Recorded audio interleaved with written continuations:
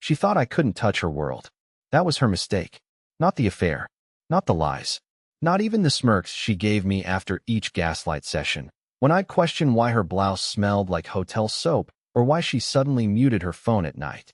No, the real mistake, the fatal one, was assuming I was powerless.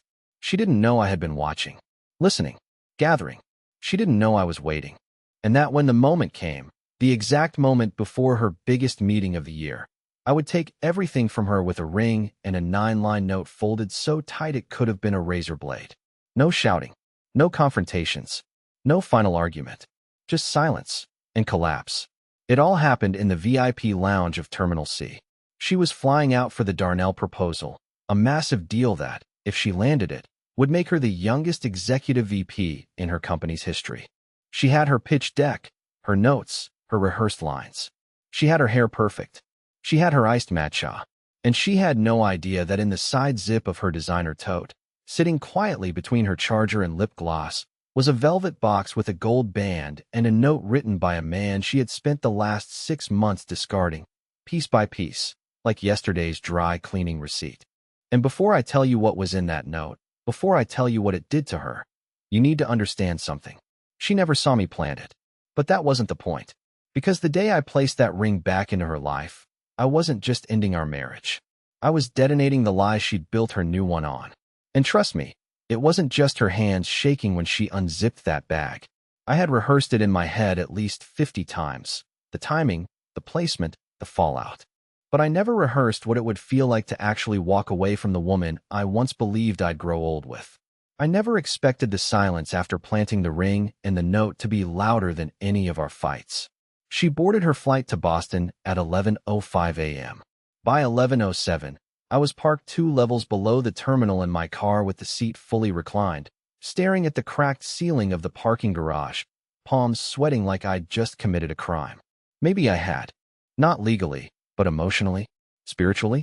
I don't know. I felt hollow, like I had finally pulled the pin on the grenade I'd been holding in my chest for months. But I didn't do it to punish her. Not at first. I did it because I needed to free myself. Because begging for scraps of attention while she got dressed for late-night conferences was killing me. Because smelling men's cologne on the passenger seatbelt when I knew I hadn't driven her car made me physically sick.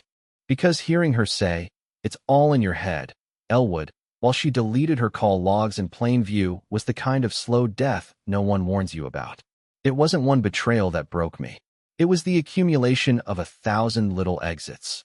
The way she'd leave the room when I entered, the way she laughed at texts I never got to see, the way her phone always faced down, like it had secrets that weren't mine to know. And so, I started gathering. 2 weeks before that flight, I found a receipt in her coat pocket from a hotel in Philadelphia. Dated the same night, she'd told me she was in Delaware with her team. When I called the hotel pretending to confirm a reservation, they confirmed 2 guests had checked in under her name. I didn't need to know more. I didn't want to. But I also didn't want to be the fool who just disappeared quietly. So I wrote the note. I didn't yell. I didn't curse. I wrote it like a man who had already grieved the loss. To the woman who taught me what silence really feels like. I'm finally returning the quiet. You'll find my ring. You'll find my words. But you won't find me again. You burned our bridge to build your stage. Now perform without me. Elwood. I printed it in 11-point font, folded it 6 times, and placed it in the black velvet box her wedding ring once came in. I didn't even know if she'd notice it immediately. I figured she'd find it in Boston, maybe after the meeting. I had no idea she'd open it before the pitch. But I wasn't in control anymore. That was the point. Still, what happened next? I couldn't have planned if I tried. Because she did open it early. Minutes before her big presentation. In the VIP lounge. In front of her boss. In front of 2 colleagues. And that's where everything cracked open. Because what none of us knew was that she wasn't just hiding an affair. She was hiding multiple ones. And someone else had been watching her, too. I only meant for her to find it quietly. That was the whole point. Quiet revenge. Quiet truth. Quiet goodbye. Just the ring, the note, and the silence she had gifted me for months now. But life doesn't hand you the ending you want. Sometimes, it burns the whole room down just to make sure you're watching. While she sat in the plush white leather lounge chair, surrounded by her team, reviewing slides on her tablet, and sipping on sparkling water with that trademark fake smile, She casually reached for her bag. She was probably looking for lip balm or a pen. I don't know. But her fingers brushed the velvet box, and according to the message I later received from someone I never expected to hear from, that's when the panic started. She opened it in front of them. Not in secret. Not in the hotel. Not in private. In front of them. There's something poetic about that. She was always so careful, so curated, so good at keeping me her secret shame. But in that moment, the act collapsed. The woman who built her life around appearances finally met the one thing she couldn't manage: truth in public. The text came from Marina. I know, strange name to pop up in the middle of this mess, right? But here's the kicker. Marina is the fiancé of the man my wife had been sleeping with. Yeah, his name is Kyle. Apparently, he and Corinne met during a joint PR contract last fall and had been keeping their little hotel escapades going through flights, conferences, and team-building weekends. Marina and I had never met, but she found me through an old tagged photo on Corinne's now-defunct Facebook profile. The message said, I think we've both been lied to. I'm in the lounge with her right now. She just opened something. She looks like she's going to pass out. We should talk. I stared at that message for a solid minute, thinking maybe I was dreaming. I almost didn't reply, but then I typed, what did she open? Marina responded within seconds. A ring box with a note. I think it's from you. That's when it hit me. The note wasn't just a goodbye anymore. It was a grenade. I hadn't just slipped out of her life quietly. I had walked into the middle of an unraveling web of deceit that went way beyond me. Turns out, Kyle wasn't her only extracurricular activity. Marina told me that during a layover in Atlanta, Corinne had been spotted and photographed having dinner with another man. Not Kyle. Not even someone from her company. Some real estate developer who'd flown in from Dallas. The photos made it to Marina through a friend of a friend. And instead of confronting Kyle, she did something better. She watched. She waited. Just like I did. And now, here we were. Two strangers, two broken hearts, tangled up in someone else's performance. Only difference? We weren't clapping anymore. Meanwhile, Corinne sat there, holding the ring like it was evidence in a trial. Her hands were shaking. Marina said her face drained of color. Her boss leaned over and asked if she was okay. And in that exact moment, someone behind them, a junior staffer from marketing, blurted out, wait, is that a wedding ring? I thought you weren't married. Yeah, you read that right. She had told them she was divorced, that I was long gone, that the ring was just an old mistake. But now it was back, in her hand, in front of everyone, along with a note that made it very clear I hadn't just left her. I was pulling back the curtain on everything. And the worst part? The presentation was scheduled to begin in 13 minutes. Marina told me that Corinne stared at the note for a full minute without saying a word. She didn't cry. She didn't tear it up. She just sat there, stone-faced, like her brain had suddenly lost signal. Her hands clutched the box so tightly that her knuckles turned white. Her boss, Russell, leaned in and asked again if she was all right. She mumbled something like, just a family thing. But apparently, her voice cracked. And that was the first time Marina had ever seen her rattled. I imagined her sitting there, trying to swallow the truth as if it were a pit in her throat, because for once, she couldn't spin it. She couldn't say I was crazy. She couldn't say I was obsessed. There was no argument to start, no door to slam, no eye roll to hide behind. Just her, a ring, a note, and a dozen eyes wondering why the most put-together woman in the room suddenly looked like she'd been caught shoplifting in church. Then came the whispering. Someone had leaned across the couch and asked, wait, is she married? Another voice said. She said she used to be weird. Marina stayed quiet. She wasn't going to speak up yet. She was still watching. But even through text, I could feel the tension building like a gas leak. This was no longer a work trip. This was a countdown. 12 minutes to presentation. Corinne stood up. Shakily, she walked to the restroom, taking the bag with her, probably realizing she had no idea what else I might have slipped inside. She stayed in there for 8 minutes. Marina said it was the longest 8 minutes anyone in the lounge had ever sat through. Her boss kept checking his watch. Her assistant started organizing the pitch deck alone. And when she finally returned, face flushed, hands damp, she acted like nothing happened. Like she hadn't just been handed the truth with velvet packaging. But now, her smile looked forced. She nodded too much.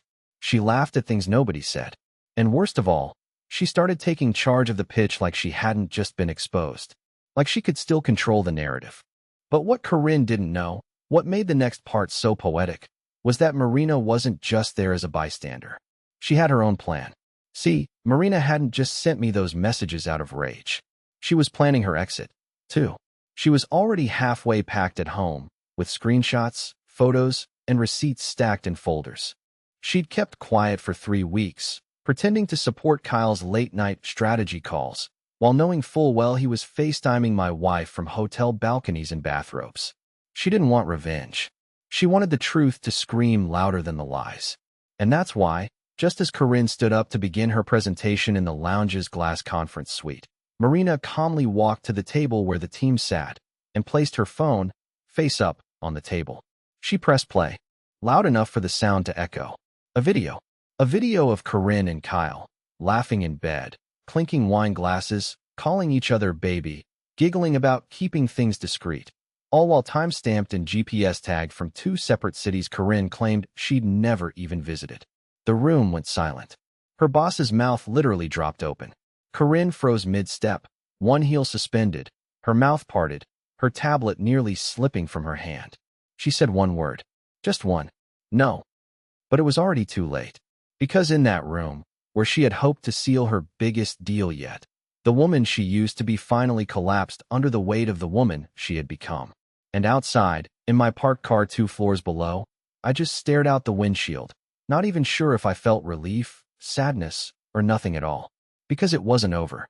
Not yet. I didn't expect her to call me. Not after what happened in the lounge. Not after her boss walked out mid-presentation without saying a word, or after Marina left the phone sitting on the glass table like a detonator and calmly grabbed her suitcase, whispering only, "You deserve this." I figured Corinne would just disappear into her own damage, crawl into a PR crisis bunker, or spin up some sob story to blame me for everything. That was her thing. Deflect. Deny. Rebrand the truth.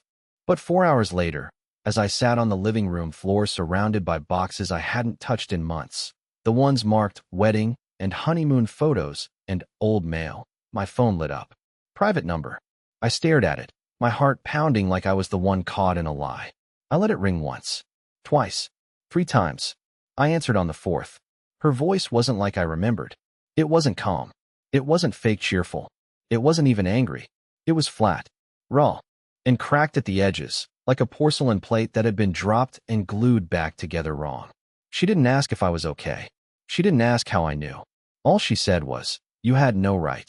I could barely process it. No right. After months of deception, lies, manipulation, after telling me I was the crazy one, after making me second-guess my gut, my memory, even my worth, and now I was the one who crossed the line. I didn't even raise my voice. I didn't need to. I just said, they would have found out eventually. I just saved them time. There was a pause. Then, something between a laugh and a sob came through the line. She tried to speak again, but the words caught in her throat. I waited. I gave her that moment. But I wasn't going to rescue her from it. Not this time. She finally asked, "Did you do it to ruin me?" And I told her the truth. The real, ugly, exhausted truth I hadn't even said aloud to myself yet. No, I said. I did it so I could finally stop loving someone who doesn't exist anymore. Silence. Not angry silence. Not hurt silence. The kind of silence that happens when someone realizes their reflection doesn't look like it used to, and that no one else is going to clean the mirror for them. Then she hung up. I sat there, gripping the phone, trying to figure out what I was supposed to feel. Was this the closure I needed? The revenge? The ending? Why didn't it feel satisfying? Why did I still feel like I was the one bleeding from an invisible cut? But just as I placed the phone down, a new text came in. Not from Corinne. From Marina. It was a photo of Corinne, still in the VIP lounge, crying into her sleeve, mascara streaked, sitting alone at the far corner of the glass wall, her tablet still glowing with a frozen slide that read, "Innovation, Vision, Trust." And below it, Marina's message read. She stayed after everyone left. Just sat there like a ghost. "I think you broke her in the exact way she broke you." I didn't reply. I couldn't. Because as much as I hated what Corinne had done, I never wanted her to feel nothing. I wanted her to feel what I felt. To understand it. To live in it. But this? Seeing her like that? It felt like watching someone drown in a pool they dug themselves. Only difference? I was finally out of the water. And then, just when I thought the story was over, just when I started to feel the first breath of real peace, something happened that pulled me right back in. Because the next morning, she showed up at my door. No warning, no message, no suitcase, just standing there, holding the ring box. And what she said when I opened the door, I swear it twisted the knife in ways I wasn't ready for. She stood there like the past had physically dragged her back to my doorstep. Not a word at first, just the wind pressing against her coat, her eyes swollen from crying, makeup erased, her hair pulled back like she'd stopped caring what the mirror thought. In her hand was the ring box, the same one I had placed in her bag less than 24 hours earlier. It looked smaller now, almost pathetic in her fingers, like it had lost all its weight the second she realized it was no longer hers to wear. I didn't speak. I wasn't ready. But I opened the door wide enough for her to decide. If she wanted drama, she could turn around. If she wanted honesty, she could come inside. She stepped in. Her voice was rough, low, unfamiliar. "I didn't come to beg," she said, placing the box down on the table near the entryway without asking. "I came to explain." I almost laughed. Explain what? The hotel bills? The deleted messages? The second phone I found in her glove compartment that she still didn't know I knew about? Or maybe the way she told her coworkers she was a widow, because being tied to a quiet logistics guy like me didn't fit her fantasy? But I didn't say any of that. I just let her talk. She said the affair started as nothing, which, in her world, meant it was always something. She said Kyle was just a mirror, someone who made her feel like the version of herself she thought she'd lost after marriage. But it wasn't love. It wasn't even about me. It was about control. Image. She said, "I didn't cheat because you were bad to me. I cheated because I thought I deserved more. But I didn't even know what more looked like." That's when the twist came. She sat on the edge of the couch, elbows on her knees, and pulled something from her coat pocket. A small white envelope. Unmarked. She slid it across the table like a final bet at a losing poker game. "I found this 2 weeks ago," she said. "It was supposed to be our moment. I was going to show you after the pitch. Before everything." I opened it. Inside was a folded clinic slip. At first, I didn't understand what I was reading. I thought maybe it was some insurance paperwork or an appointment confirmation. But then I saw the name. Hers. And below it, one word. Positive. Pregnancy test. She was pregnant. Or at least she had been. "I lost it last week," she said, her voice barely audible. "Didn't tell anyone. Didn't even tell Kyle, because I didn't know if it was his or yours. And honestly, I didn't want it to be either. I didn't want to feel like a monster. I wanted something good to hold on to." I didn't know what to say. Every thought I had evaporated. I stared at the envelope, my fingers numb. My heart wasn't breaking anymore. It was just tired, like a worn-out engine that had nothing left to burn. And that's when she looked at me, really looked at me, and asked the one question I had never expected from her. "Do you think I'm beyond saving?" It wasn't manipulative. It wasn't performative. It was just broken. The kind of question people ask when they're standing on the edge of their own choices, finally realizing there's no applause waiting on the other side.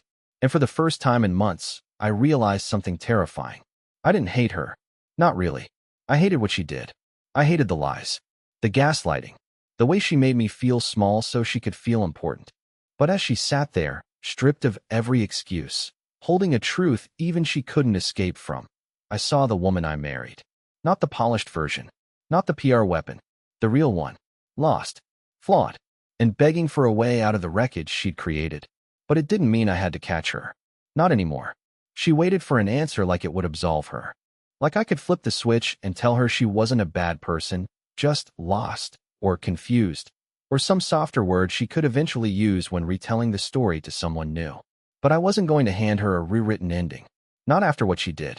Not after months of deception, manipulation, and the hollow stares over breakfast while she texted other men and blamed me for not being romantic anymore.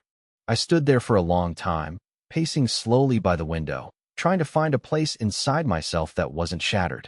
The truth was, she hadn't just betrayed me. She had shattered the entire structure of my life. Our home had been a performance. Her affection, a stage cue.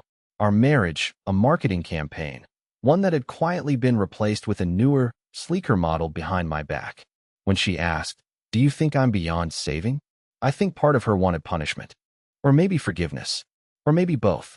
But what she really wanted, what she always wanted, was for me to decide, so she wouldn't have to. That's when I said the line I'd rehearsed in my head, but never aloud. It came out calmly, not as a scream, not as an accusation. Just a quiet verdict from someone who finally understood the difference between being in love and being held hostage by a memory. I think you're beyond us, I said. She flinched. I think she expected something else.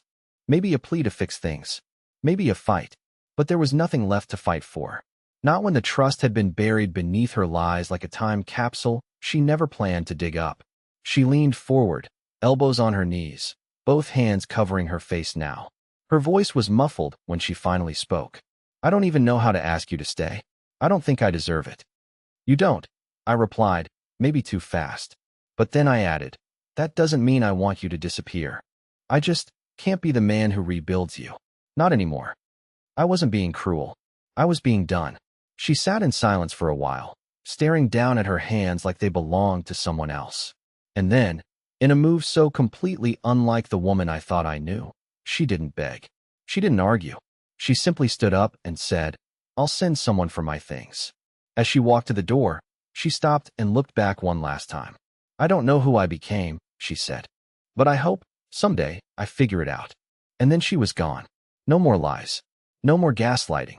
No more apologies made of mirrors and smoke.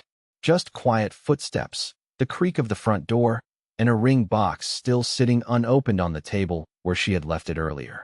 I stared at that thing for a long time. Not because I wanted to keep it, but because I realized it didn't symbolize love anymore. It symbolized escape. But here's the part that still makes my stomach turn.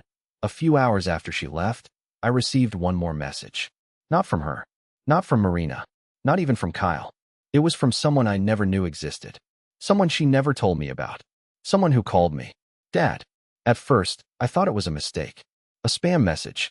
Something misdirected. It was a short, shaky line sent from an unknown number just hours after Corinne walked out of my life for good. The message simply said, Are you my dad? Followed by a sad face and the name, Callie. My heart jumped into my throat. I didn't recognize the number. I didn't recognize the name. And for a moment I froze, not out of fear, but out of the terrifying realization that there was still something I didn't know. Something Corinne hadn't told me even after everything had fallen apart. I typed back cautiously, Hi, can you tell me who you are? A few moments later, a longer message arrived. It wasn't written by a child. It was written by a teenager, careful spelling, cautious tone. She said her mother's name was Madison, that she had found my name through an old document in a folder her mom had left in storage. She didn't give me details, just said she believed I might be her biological father, and she wasn't sure if she should even reach out. She apologized if she was wrong. I sat there in disbelief. Madison, that was a name I knew. Briefly, one summer in college, before I met Corinne. One of those short, forgotten chapters that life buries under jobs and bills and wedding invitations. We'd parted ways with no drama, no real closure, just time and distance. But now, almost 2 decades later, that chapter had opened itself again. I didn't tell Corinne. I didn't need to. She had already taken everything she could, and the last thing I wanted was to give her one more piece of a story that no longer belonged to her. Instead, I took my time. I messaged Callie slowly, carefully. We talked for hours over the next few days, about nothing and everything. She told me about her dreams, her love for astronomy, how she wanted to work with NASA. I told her about my awkward high school years, my job in logistics, and how I once burned a frozen pizza so badly the smoke alarm went off 3 rooms away. We laughed.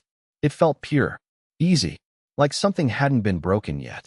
After a few weeks, we agreed to meet. Public place. Daytime. I didn't expect anything. But when I saw her, a shy girl with bright eyes and a nervous smile, holding a sketchbook covered in stars and planets, I swear something in me clicked back into place. Something that Corinne had chipped away over years of cold glances and quiet contempt. Callie wasn't a do-over. She wasn't a replacement. She was something better. A reminder that even after destruction, life continues to grow in unexpected corners.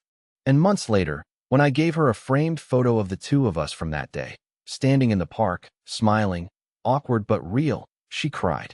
She said, I always thought I'd have to find myself alone. I didn't know I had a piece of me still out there, waiting. Neither did I. As for Corinne, she moved out of state. I heard through Marina that she tried consulting work, but burned too many bridges. Last I checked, she was living with her sister, trying to rebuild something she can live with. I don't wish her harm. I don't wish her success either. I just hope she learns what I finally learned. Love is not about controlling someone else's light. It's about protecting it, even when it's not shining on you. And me? I don't live in the shadows of betrayal anymore. I live in the space between forgiveness and freedom. I go on long walks. I take photos of clouds.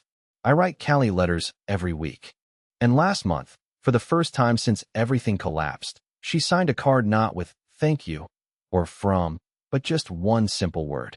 Love, your daughter. And that's when I knew. The ring she tried to throw away didn't ruin me. It returned me to the life I was always meant to find.